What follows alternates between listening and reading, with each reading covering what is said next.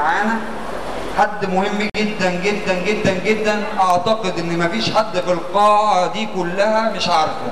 معانا سامي بيه عايد، معاه الكلمه. مفيش حد اعتقد في صناعه الدواجن في جمهوريه مصر العربيه كلها مش عارفه. بنرحب بسامي بيه عايد.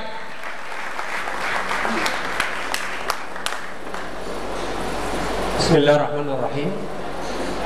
احنا بنشكر الساده الحضور وبنشكر الساده المنظمين للمؤتمر الجميل ده.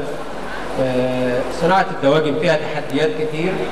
الساده الاساتذه طبعا لخصوها في بعض حاجات. اهم حاجتين فيهم طبعا ارتفاع اسعار الخامات والامراض الموجوده دلوقتي اللي بتطل علينا فجاه. يعني احنا بقالنا فتره كده الدنيا مستقره من حوالي اسبوعين، فجاه كده مصر كلها دلوقتي فيها مشاكل مرضيه. يا ريت نحاول، يعني طبعا مش بيطري، مش هقدر افتي حاجه زي كده والساده الاساتذه موجودين، بس ممكن نقول يا ريت يبقى في حاجه بحثيه تقوم على اساس علمي مركزيه تتعمل، تبدا من وزاره الزراعه او من الاتحاد او من الجمعيه المصريه للدواجن، تقول لنا ايه اللي احنا فيه ده. يعني الامراض بتيجي فجاه وبتمشي فجاه واحنا ما عرفناش. يعني صعب علينا دوله كمصر ان يظهر في امراض موسميه تاخد نسبه كبيره قوي من الدجاج. يعني السنه اللي فاتت وصلت، كان في مزارع الناتج فيها بيوصل ل 60 و70%، ووقفت فجاه واحنا ما عرفناش السبب. ودي مش اول ولا ثاني ولا ثالث سنه، احنا كل سنه بيحصل لنا الموضوع ده. احنا بنعاني منه كمصانع اعلاف، لان مصانع الاعلاف لما نتكلم نجيب سيره مصانع الاعلاف في مصر نقول هي الممول الاساسي لصناعه الدواجن في مصر. مصانع الاعلاف انهكت جامد الفتره اللي فاتت بسبب الامراض وبسبب الفلوس اللي بتضيع عليها، وبسبب الفلوس دي مش فلوس مصانع الاعلاف بس، ده فلوس مصر كلها، لان احنا عارفين ان خامات الاعلاف كلها مستورده. فبيصعب علينا ان احنا بعد ما بنصنع علف وبعدين نوديه المزارع ونربي، بعد كده نلاقي الفراخ كلها بتترمي في المصارع، وزي ما الساده الاساتذه قالوا ده كمان انتشار لامراض ثانيه، لان احنا ما عندناش ثقافه التخلص من النافع ولا الحاجات، يعني عناصر الامان الحيوي عندنا نقص علمي فيها.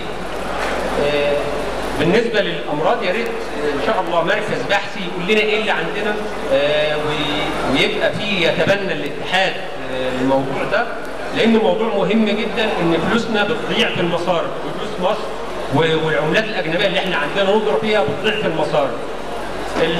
الشق الثاني طبعا ارتفاع الاسعار، ارتفاع اسعار خامات الاعلاف. احنا كمصانع علف انهكنا جامد بالموضوع ده. احيانا نسمع مثلا المربيين او التجار يقولوا انت غرمت ايه؟ يعني كمصنع عارف انت ما غرمتش حاجه، انت جبت بضاعه بسعر وبعتها خدت فلوسك. الموضوع مش كده طبعا. مع معدلات التضخم السريعه جدا مصانع العلف شكليا بتاخد فلوسها، لان مصنع العلف لو باع 100 طن لاي عميل مثلا على شهر وجي يحصل منه الفلوس دي بعد شهر، بيكون معدل التضخم خلاه يشتري خامات ال 100 طن دول 90 طن او 80 طن فقط. فالموضوع ده لازم نشوف له حل جذري. الحل الجذري ان احنا لازم نبدا ننتج. احنا 70% من العلف في مصر يعتبر ذره، من 60 ل 70%، وحوالي 20% صويا.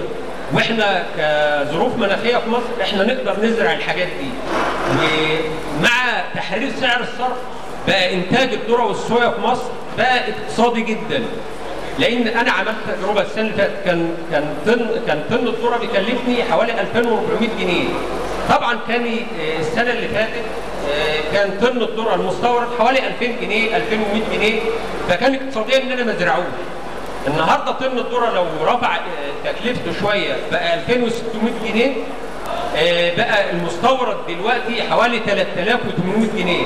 فانتاج الذره بقى اقتصادي جدا، انتاج الصويا بقى اقتصادي جدا، ونستغل وجودنا هنا في الاجتماع الكبير ده ونقول كلنا، كل واحد عارف حد يقول له ازرع ذره، الذره بقى انتاجه اقتصادي. فعلا على مستوانا كده كمنتجين، يا ريت الشركات كلها اللي عنده اراضي زراعيه اللي يقدر يتوسع في اراضي زراعيه يقدر يزرع ذره وصويا، يبقى فعلا انتاجهم اقتصادي. على مستوى الدوله نطلب من وزاره الزراعه، والمفروض اللي هي اسمها وزاره الزراعه واستصلاح الاراضي، نستصلح اكبر كميات كبيره جدا من الاراضي، لان انا سمعت ان في 2 مليون فدان ذره ان شاء الله هيتزرعوا الموسم اللي جاي. احنا الذره في المناطق الحاره زي التشكي وشرق العوينات احنا نقدر نزرع فيه عروتين في السنه. فيا ريت الدوله تهتم شويه بالاراضي اللي هتزرع ذره عشان نوفر نزيف العملات الاجنبيه اللي احنا عمالين بنطلعه بره ده. وشكرا لوجودكم معانا، وشكرا للساده المنظمين.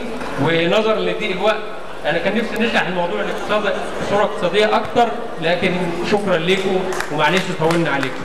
سلام.